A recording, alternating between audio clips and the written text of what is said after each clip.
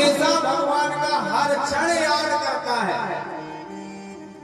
विचार करना, आप जिससे स्नेह करें, आपके जो मित्र हो, आपके जो इष्ट, आप उन्हें ज्यादा याद नहीं कर पाओगे। और जिससे एक बार झगड़ा हो जाए उसको हमेशा याद रखो, कहीं भी दिखाई दे जाए तो हम शत्रु को हमेशा भगवान का हर क्षण याद करता है। विचार करना, आप जिससे स्नेह करें, आपके जो मित्र हो, आपके जो इष्ट, आप उन्हें ज्यादा याद नहीं कर पाओगे। और जिससे एक बार झगड़ा हो जाए उसको हमेशा याद रखो, कहीं भी दिखाई दे जाए तो हम शत्रु ज्यादा भजता है भक्त से, इसलिए भगवान शत्रु को पहले मुक्त कर देते हैं। तो भगवान ने गति जो माता को देनी चाहिए वही गति पूतना को भगवान ने दे दी। ऐसे भगवान दयालु। यह सुना सुखदेव जी के नेत्र सजल हुए, दौड़ पड़ते जाकर के व्यास जी के पास जाते, कहा पिताजी हमें वह कथा श्रवण करा। वही कथा सौनकादि ऋषियों सूत्री का प्रसंग चलता है। सौनकादि ऋषियों ने कहा प्रभु मैं वह कथा श्रवण करना चाहता हूँ जिससे भगवान ने अपने भक्त पर आनंद कृपा कहा। सौनकादि ऋषियों के आराम रहे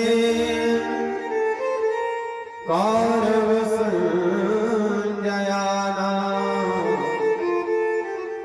वीर स्वथो वीर गतम गतेषु ब्रह्मो दरावेद गदा विमर्शं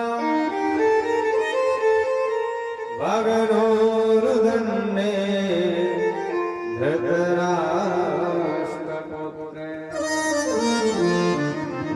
अरे सौनकादि ऋषियों, अरे दोपहर का समय था, पांडव और कौरव का विशाल युद्ध होता है और ऐसा विशाल युद्ध होता है कि हजारों बड़े बड़े तिमिंगल जो मछलियां हैं, बड़े बड़े जो योद्धा हैं वो कौरवों के साथ, और इधर सिर्फ 5 पांडव। ऐसा नरक युद्ध होता है। उस युद्ध में सारे कौरव की जितनी अक्षौणी सेना थी वो मारी जाती है और सिर्फ 5 पांडव इतनी विशाल सेना का वध कर देते हैं।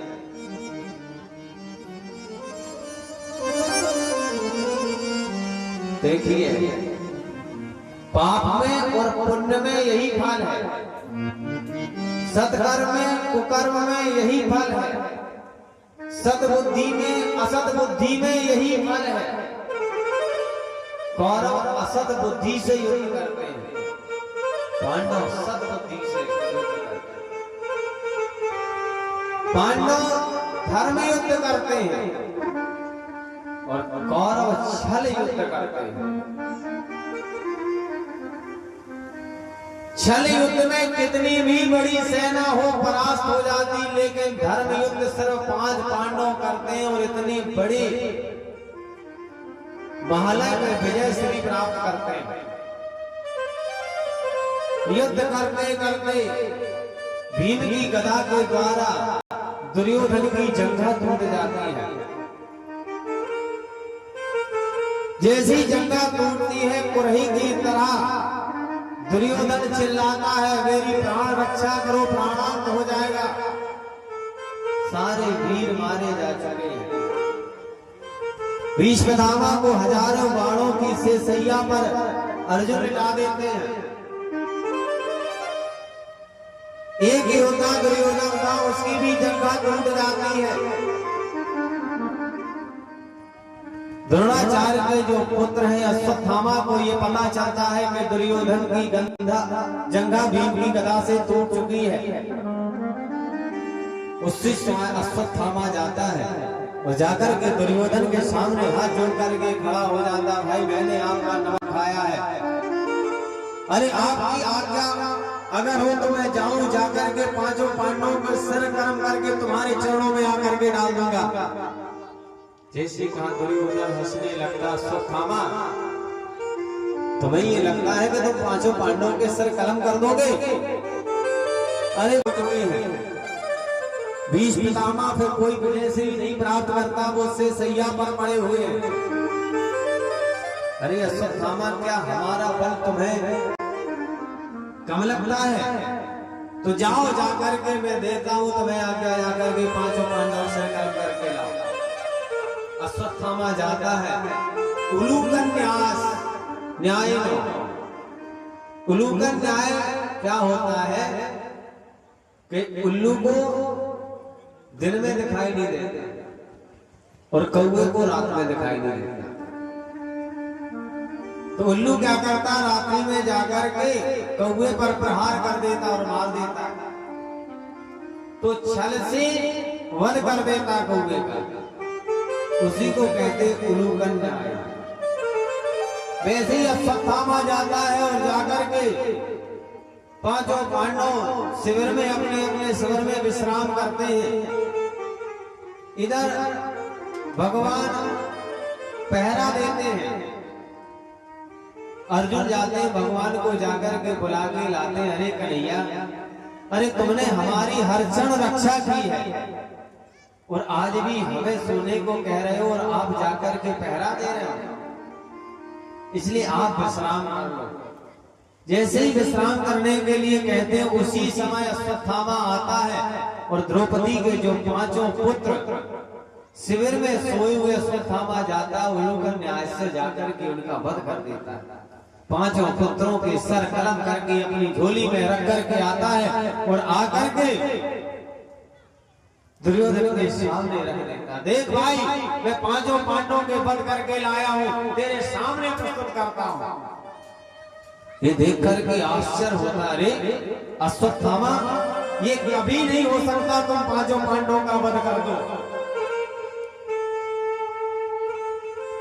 जैसे दुर्योधन ने वस्त्र को हटा करके देखा तो द्रौपदी के पांचों पांडवों के पांच पुत्रों के सर देकर के अश्रु प्रवाह होने लगता है। अरे अश्वत्थामा तूने ये क्या किया?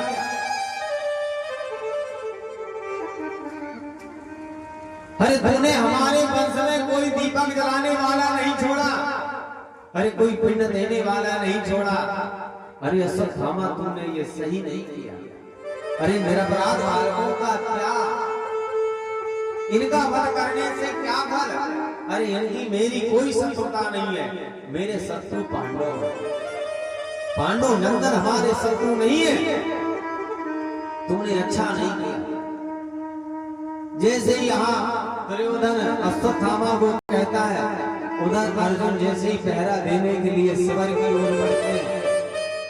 आगे आगे द्रौपदी है, शिविर में जैसे ही प्रवेश करती है, शिविर रक्त रंजस दिखाई देता है, चारों तरफ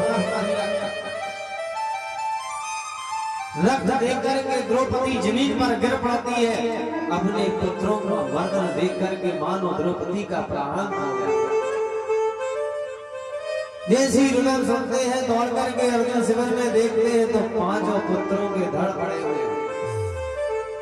द्रौपदी के हाथ में उठा करके आंसू से अश्रुपात करते, द्रौपदी अरे जिसने भी ऐसा कुछ कर्म किया मैं उसे नहीं छोड़ूंगा, तुम्हारे सामने उसे मृत्यु दंड दूंगा।